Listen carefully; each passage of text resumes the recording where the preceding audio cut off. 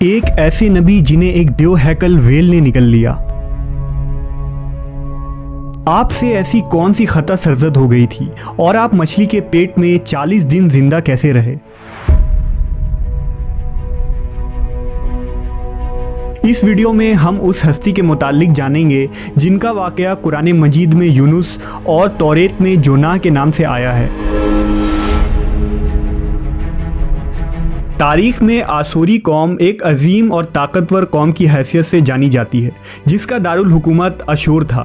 اشوری دراصل بنی اسرائیل کے نسل سے تعلق رکھتے تھے جو بخت نصر کے حملے کے بعد غلام بنا کر بابل اور عراق لائے گئے تھے۔ اس زمانے میں دریائے دجلہ کے کنارے نینوا نامی ایک چھوٹی سی بستی تھی۔ اشور کے کسی بادشاہ نے ایک دیوتا کے نام پر نینوا میں ایک مندر بنوایا۔ رفتہ رفتہ دوسرے بادشاہوں نے بھی مندر اور عمارتیں بنانا شروع کر دیں اور ایک دور ایسا آیا کہ یہ چھوٹا سا علاقہ سلطنت اشوریہ کے عظیم الشان دارالسلطنت میں تبدیل ہو گیا۔ نینوا شہر کے بیچوں بیچ مندر اور شاہی محل تھے جہاں سے اشوریوں کا بادشاہ پورے سلطنت پر حکومت کرتا تھا اور اونچے تخت پر بیٹھ کر بازاروں، گلیوں اور تفریح گاہوں کا نظارہ کیا کرتا تھا۔ اشور کے مغربی علاقے میں لہلہاتے کھیت تھے۔ پورا شہر درختوں اور باغات سے سرسبز و شاداب تھا۔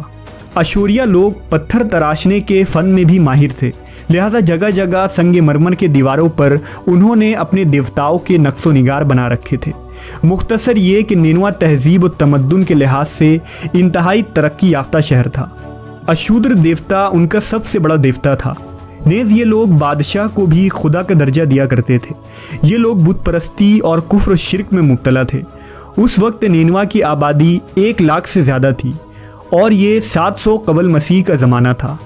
اللہ نے اس زمانے میں اس قوم کی ہدایت کے لیے حضرت یونس علیہ السلام کو بھیجا۔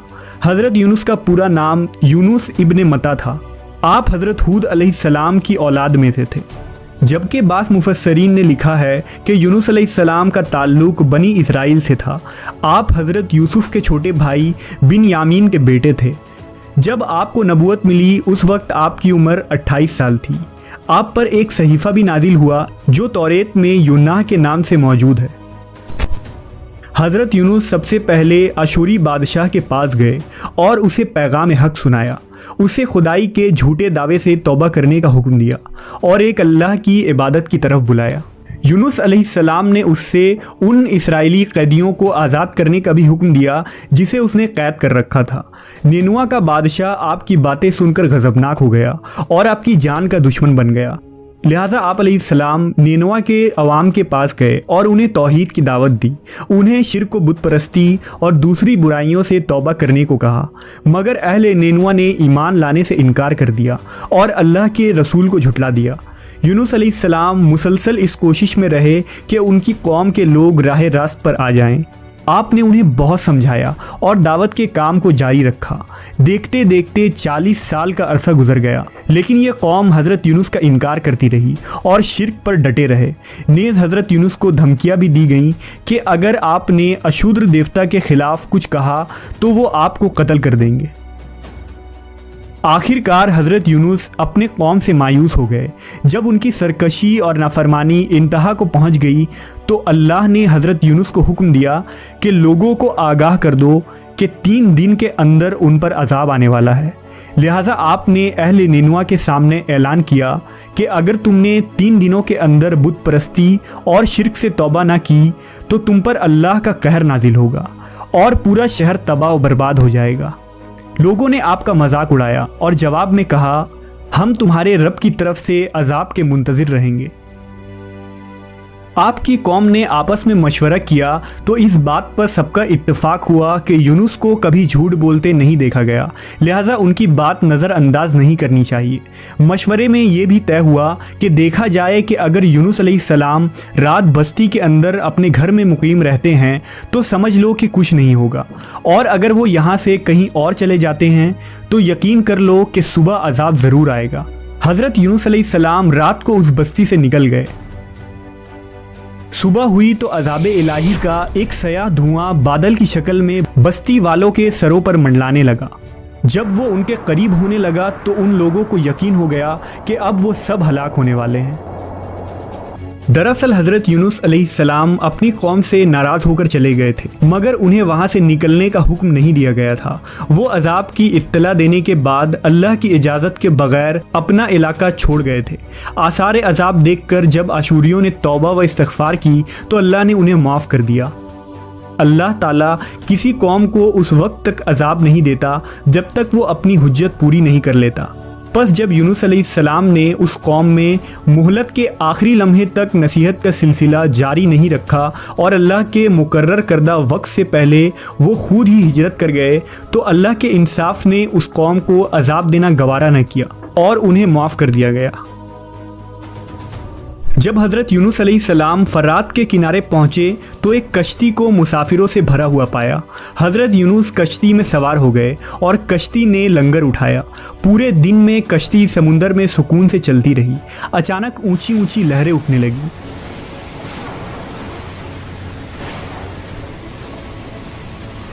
लोगों ने अपना साजो सामान समुंदर में फेंक दिया कि कश्ती का बोझ कम हो जाए, लेकिन कश्ती का बोझ फिर भी कम न हुआ। जब कश्ती डगमगाने लगी तो कश्ती के गर्क होने का यकीन होने लगा। अहले कश्ती ने अपने अकीदे के मुताबिक कहा कि ऐसा मालूम होता है कि इस कश्ती में कोई गुलाम अपने आका से भागा हुआ है।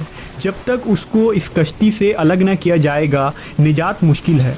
यूनुस अलैहिस्सलाम ने सुना तो उनको तंबीह हुआ कि अल्लाह को मेरा निनवा से वही का इंतज़ार किए बगैर इस तरह चले आना पसंद ना आया और ये मेरी आजमाइश के आसार हैं।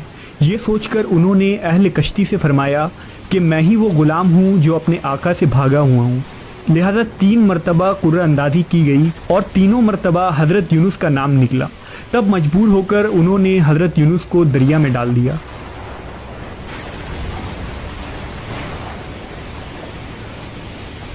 उस वक्त अल्लाह ने एक बड़ी मछली को हुक्म दिया कि उन्हें निगल लो, ये तुम्हारी गज़ा नहीं है, इसलिए उनके जिस्म पर कोई तकलीफ़ नहीं होनी चाहिए। मछली ने हज़रत यूनुस को अपने पेट में निगल लिया। यूनुस अलैहिस्सलाम ने जब मछली के पेट में खुद को ज़िंदा पाया तो बारगाह इलाही में अपनी निदामत का इजहार किया कि मैं वही इलाही का इंतज़ार किए बगैर और अल्लाह से इजाज़त लिए बगैर उम्मत से नाराज़ होकर निनवा से निकल आया। हज़रत यूनुस ने मछली के पेट में अल्लाह को पुकारा। उन पर 3 अंधेरे इकट्ठे हो गए थे, रात का अंधेरा, मछली के पेट का अंधेरा और समुंदर का अंधेरा। आपने उन अंधेरों में ये कलमात कहे, अल्लाह तेरे सिवा कोई माबूद नहीं, तू यकता है, मैं तेरी पाकी बयान करता हूँ, बेशक मैं अपने नफ्स पर खुद ही जुल्म करने वाला हूँ। रिवायतों के मुताबिक अगर हज़रत यूनुस ये तस्बीह ना कहते तो क़यामत तक मछली के पेट में रहते। रसूल अल्लाह सल्लल्लाहु अलैहि वसल्लम ने फरमाया कि जब यूनुस ने ये दुआ की तो ये कलमात अर्श के गिर्द घूमने लगी। फरिश्ते कहने लगे कि ये बहुत दूर दराज जगह से आवाज़ आ रही है, लेकिन कान उससे पहले इससे आशना ज़रूर हैं और आवाज़ बहुत ही कमज़ोर है। अल्लाह ने हज़रत यूनुस की दर्द भरी आवाज़ को सुना तो फरमाया, क्या तुम इस आवाज़ को नहीं पहचानते? उन्होंने कहा नहीं। फरमाया, ये मेरे बंदे यूनुस की आवाज़ है। फरिश्ते ने कहा, ये वही यूनुस है जिसकी पाक अमल कबूल शुदा हर रोज़ तेरी तरफ चढ़ते थे। ए अल्लाह, मुसीबत के वक्त उस पर रहम कर। तो उस वक्त अल्लाह ने मछली को हुक्म दिया कि वो आपको बग़ैर किसी तकलीफ़ के समुंदर के किनारे उगल दे। रिवायतों के मुताबिक यूनुस अलैहिस्सलाम 40 दिन उस मछली के पेट में रहे और उसके बाद अल्लाह के हुक्म से उस मछली ने आपको समुंदर के किनारे उगल दिया। मछली के पेट में रहने की वजह से आपका जिस्म ऐसा हो गया था जैसे कि परिंदा का पैदाशुदा बच्चा जिसका जिस्म नरम होता है और जिस्म पर बाल तक नहीं थे। गर्ज हज़रत यूनुस बहुत ही कमज़ोर और नातवा हालत में खुश्की पर डाल दिए गए थे। इसके बाद अल्लाह ने समुंदर के किनारे पर एक बेलदार दरख्त उगाया। रिवायतों के मुताबिक वो कद्दू का पौधा